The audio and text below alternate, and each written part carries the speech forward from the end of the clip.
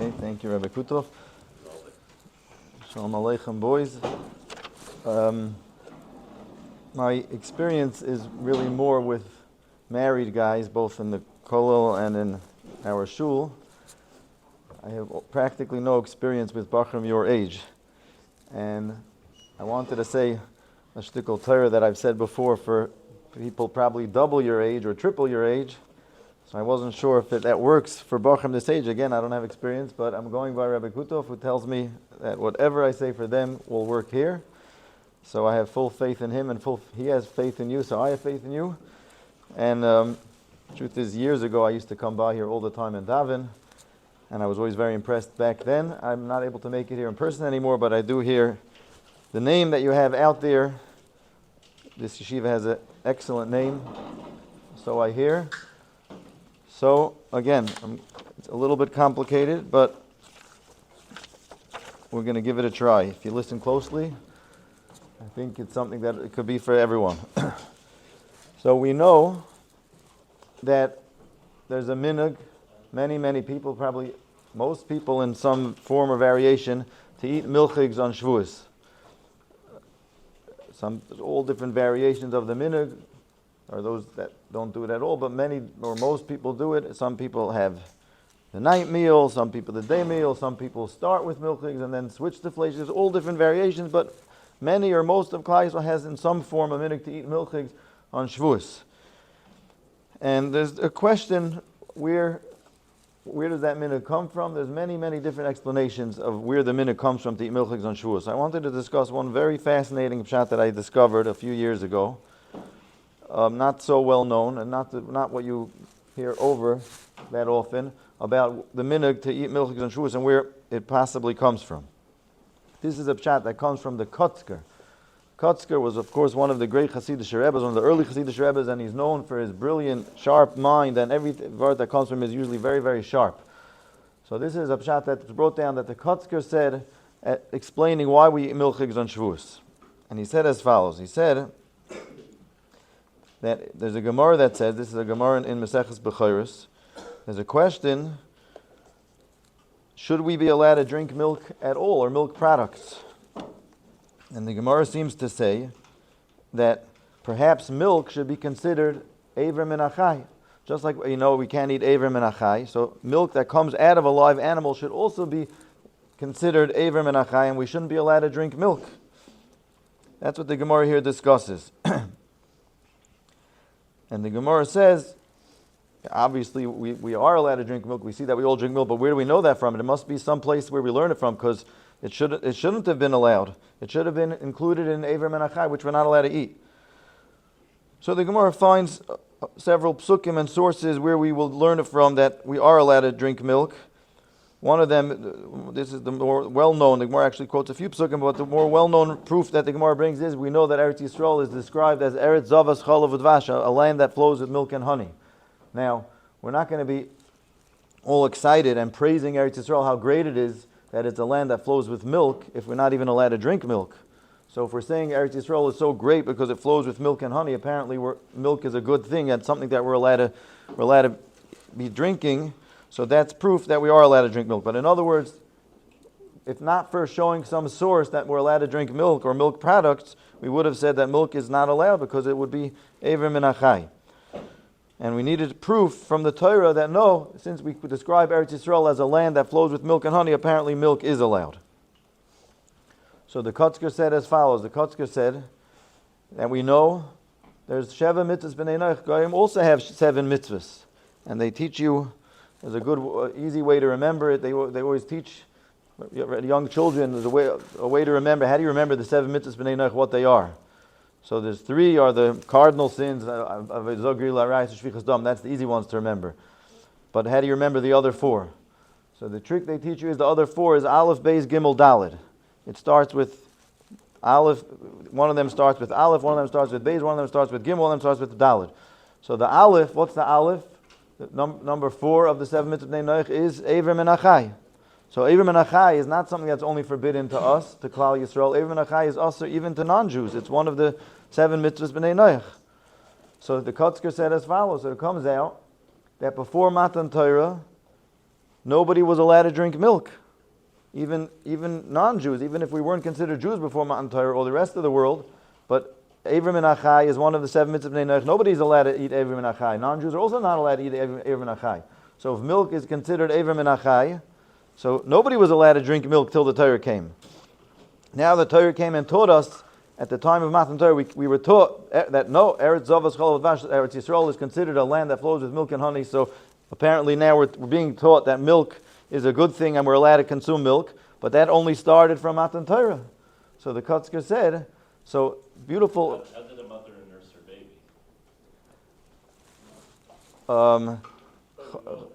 So I don't know. right, Baby, I don't know. right. No, I think by Adam it's not a deraisa Avrim and Achai. So we'll get to that. But this is the beautiful, amazing pshat that the Kotzker said in the minute and drink milk. This pshat is so beautiful and so clear that when I heard this pshat the first time, I was wondering, why are there so many other pshatim out there? This is the most simple, beautiful pshat. That the only thing that allowed us to drink milk was Matan Torah. Till then, we weren't allowed to drink milk. Why would you even search for any other explanations? This is such a beautiful pshat in the minhag. So we'll have to get to now the shaila. So if you look here on the side of the Gemara here in Bechoros, there's a Shita Mekubetzes, and the Shita Mekubetzes discusses this shaila that Rabbi Nussman was just asking, that we know Avram Avinu served his guests, this is before Matan Torah. He served his guests. What did he serve them? The pasuk says chema v'chalav, butter and milk. So Avram Avinu was serving his guests even before Matan Torah, milk. So if milk wasn't allowed till Matan Torah, how could Avram Avinu serve his guests milk? That's the question that the Shita Mekubetzes here discusses. How did we know it wasn't allowed? Because if the Gemara is saying that it would be considered Avrim and Avrim and Achai was one of the 7 mitzvahs of Bnei Noach, so that was around even before Matan Torah. So milk should have been a problem then already. So one second. Okay, so we'll get to that. So that's the question that the Shita Mekubetzes is discussing here. So the Shita Mekubetzes gives an answer where he seems to. The way they explain his answer is he says there's really a different way to learn the Gemara. There's another way to learn the Gemara that milk is not Avrim and Achai. Avrim and Achai is a limb. Milk wouldn't be considered Avrim and Achai. And milk, what the Gemara is discussing, that milk should be a problem to drink, is because there's a different halacha that something that comes out of a non-kosher animal is also not Avrim and Achai. It's called Yotzim and Achai. And that's only halacha for Jews. That's not part of the 7 mitzvahs Bnei Noach.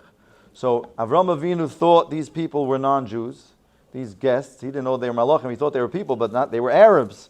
So he thought they were non-Jews. And the Shita Mekubetzes is saying that milk was not a problem to non-Jews because it's not Avrim and Achai. Avrim and Achai is only a limb. It's only Klal Yisrael has a different halacha only for us, that something that comes out of a non-kosher animal we can't consume. That's only for us. That only comes from the Torah. That didn't apply to non-Jews. So Avram Avinu, he thinks he's serving Arabs. So if he's serving Arabs, he can serve them milk because it wasn't considered Avrim and Achai, and therefore he was allowed to serve them milk.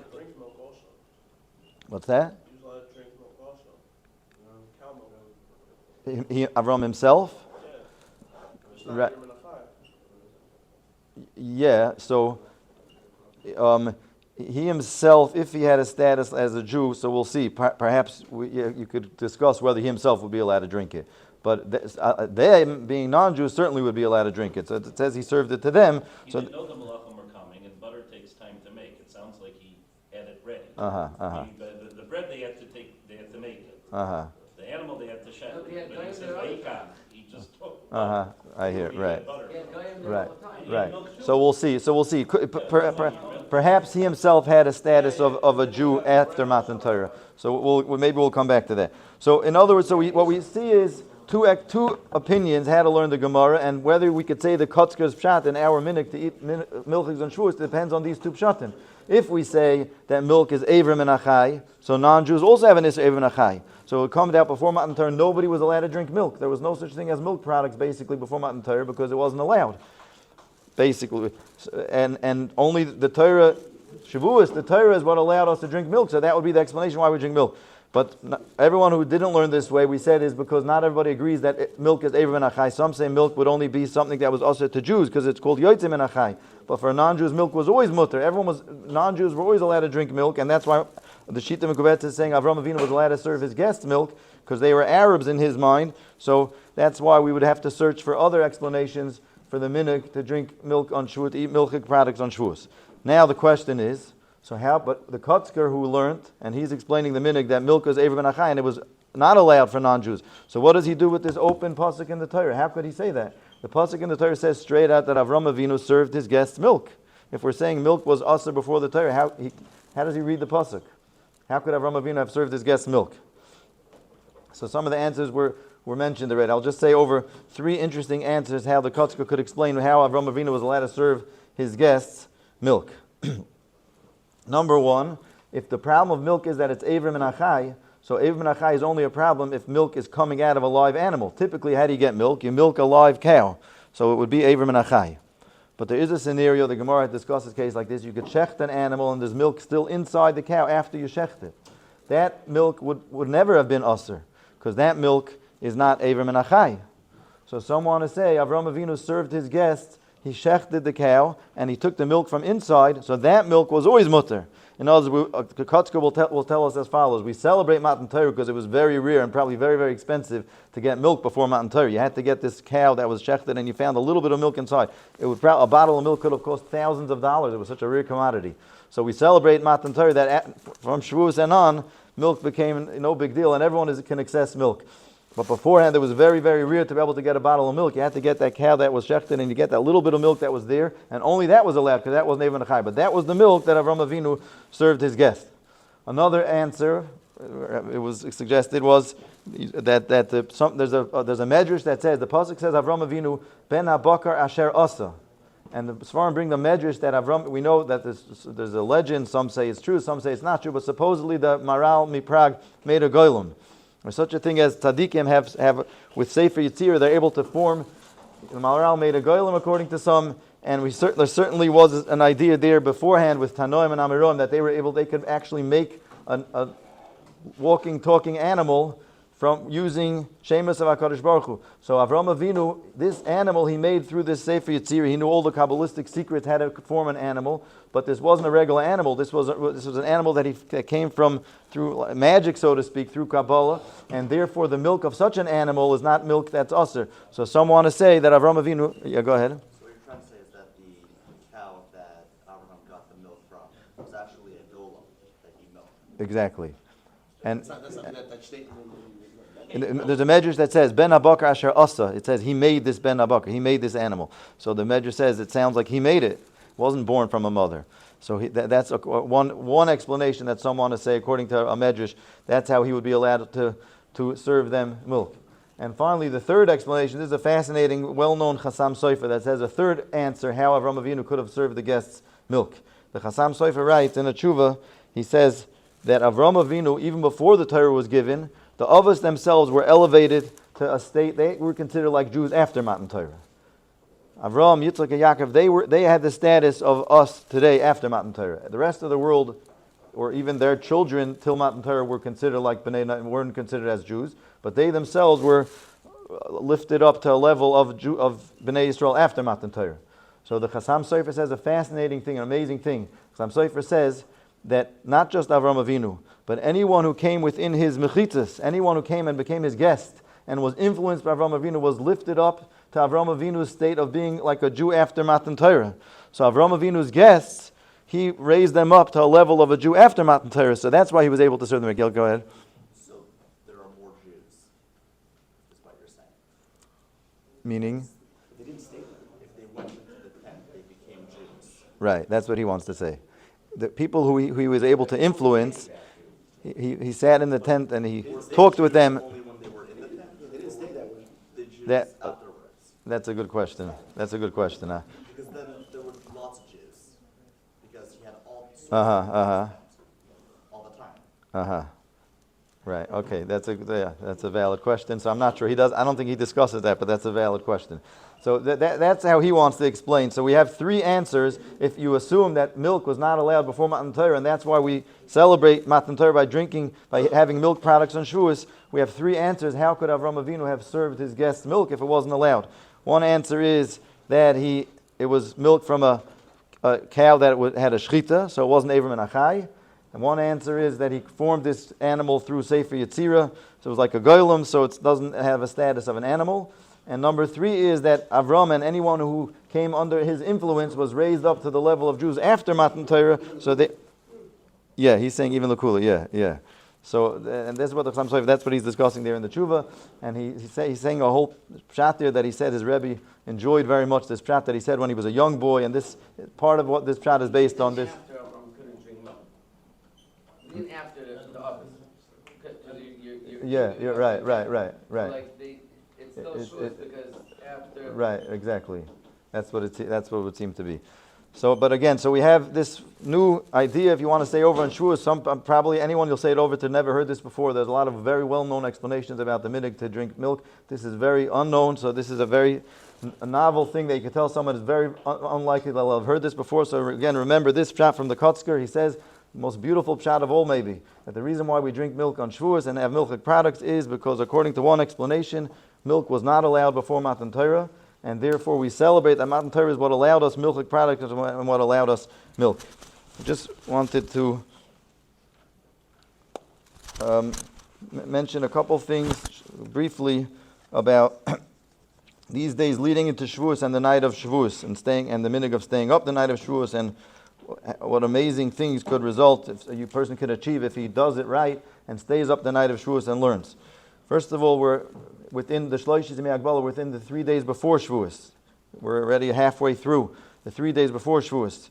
And it's brought down in Tzvarim, the Rabbi Shlomo Wolbe, who was a big tzaddik in Eretz Yisrael, used to hang up a sign in his yeshiva, and the sign said as follows. He said, I have a Messiah, I got this from my Rebbe, his name was Rabbi Shmuel Charkover, a tremendous skula in these 3 days before Shavuos, that if somebody learns with Hasmada during these 3 days before Shavuos, and he tries not to do Bittul Torah and really learn for real, he says this is a tremendous skula for success for the entire year to rise up and to have an aliyah in Torah. So these 3 days is a very, very big skula to try to learn with Hasmada and not be Mevatel Torah, and that could bring a person tremendous success for his entire year. That's already beginning these 3 days. We're halfway through, but we still have today and tomorrow as part of the Shloshis Yemei Hagbala. And as far as Shavuos night, the minhag Yisrael to stay up Shavuos night, I just want to mention a few things about the unbelievable things that it says about Shavuos night. It says in the Zohar, it says that anyone who joins Shavuos night, the learning of Shavuos night, and he takes part in it, he has a guarantee the whole year will be b'shalom and everything will go good for him that entire year. That's what it says in the Zohar. And the Yesod V'Sheresh Avodah writes that a person immediately after his Suda at night, on Shavuos night, should try to go right away to Bismedrash and not be Mevatel Torah and start his learning quickly. And that again brings this tremendous bracha of being part of the minhag Yisrael of learning at Shavuos night. And I just want to mention a few very interesting things that it says written in the Sefer of Rabbi Karelenstein, Zechrono Levracha, who was a big tzaddik and gadol who died at I think maybe 42 years old. And everyone thought that he was going to become one of the Gedolei Ador in Eretz Yisrael. He died many years ago, a very young man, but he has an amazing svarim. So he writes there also about the tremendous inyan of Shavuos, and he writes that svarim tell us, the Arizal, famous, it's well known that the Arizal says that the person's entire year is dependent on Shavuos night. And he says, what does that mean? Isn't the Kriya in a person's year, doesn't that come on Rosh Hashanah? How does Shavuos night decide what his year is going to be? So he says that it's true. A person's decree and how his year is going to look like is decided on Rosh Hashanah for the most part. But he said anything that's in relation to the person's Torah, how well he's going to learn that year, that's decided on Shavuos night. And so much goes into how a person's going to learn that year. If a person's in a bad mood, he can't learn. So if a person has to be in a good mood to learn, so Shavuos night is going to help him. He'll have, if he does it right, so the whole year he'll be in a good mood because you can't learn if you're not in a good mood. And you could extend it to so far and so far reaching. He says, and he brings a few examples, how beautiful examples, amazing examples of how you see how much is included in this din of Shavuos night. He says that Chazal tell us that Moshe Rabbeinu, we know, was saved from the Nile. It appeared like there was no chance; it was hopeless. He's just going to drown. And he was saved, and the Gemara in Sotah tells us that when was that he was saved from the Nile? That was on Shavuos. That's number one. Number two, even more than that, it says that he was born, his mother conceived, his mother became pregnant, Yocheved became pregnant with Moshe Rabbeinu on Shavuos. In other words, that if you do the calculations, that works out because he was born, it says, after 9 months. It says he brings, and if he was born after 9 months, 3 months later was when he was saved from the Nile. So his mother became pregnant with him on Shavuos, and he was saved on Shavuos, which is 12 months later. Number 3, it's brought down from the Alshich. It says as follows, that Reuven b'mei kitzir chitim, it says in the Chumash, he took dudoim. And through those dudoim, the deal came out that Rachel wanted them, and therefore Leah lived with Yaakov Avinu, and that caused which child to be born? Yisachar. So Yisachar was born through this whole story that happened on Shavuos. We know Yisachar represents Talmud Torah and Amelus b'Torah. We're toiling in Torah. So he says all this is coming to show us that anything that involves the Limud HaTorah of Klal Yisrael, all is the Gzeira, when it's decreed, comes from Shavuos. That's why Moshe Rabbeinu was conceived then. That's why Moshe Rabbeinu was saved then. That's why Yisachar was conceived on Shavuos. All of this because everything is dependent, when anything that a person's learning is dependent on that. That's all. And how does a person merit that it should work out well for him? Again, is if the person takes it seriously, and especially Shavuos night, unbelievable scholars it says about Shavuos night. So if a person takes it seriously and immediately after his Suda at night on Shavuos goes to learn and tries as much as possible to learn without Bittul Torah and learn through the night, that brings a person a tremendous bracha and hashpah for his entire year. And just one final thing it says in that sefer, we know the pasuk, we say in Tehillim, Ma ahavti Torasecha, Kol hayoim hi sichasi. Kol hayoim, Kol is gematria how much? 50. That's a remez to which day 50 is Shavuos. Day 50 starts from when we started counting Sfir Soimer. Kol hayoim hisichasi, the day of Shavuos. If it's Kol hayoim, not only after Shavuos night, which is the minig, everyone tries to learn Shavuos night, but if a person tries to continue it the entire Yom Tov of Shavuos, the whole day, during the daytime also, of course the person has to catch up on some sleep. But after that, he tries to go back and continue learning. If it's Kol hayoim hisichasi, if the whole day 50 he's hisichasi, he's busy with Talmud Torah, then the person will be zoicha to ma'afti tzarasech. A person will be zoicha to have a tremendous ava for Torah for the entire year. So again, if a person takes it seriously, beginning now in these 3 days leading up to Shavuos and into Shavuos night, tries to stay up the whole night and learn as much as possible. And after that, even during the daytime, it's more difficult, but he applies himself and tries to continue to do some learning in the daytime. Shavuos will be zoicha to unbelievable bracha and hashpah, and will be zoicha to this bracha of avas haTorah, ma hafti terasecha kol hayoim hisi chasi.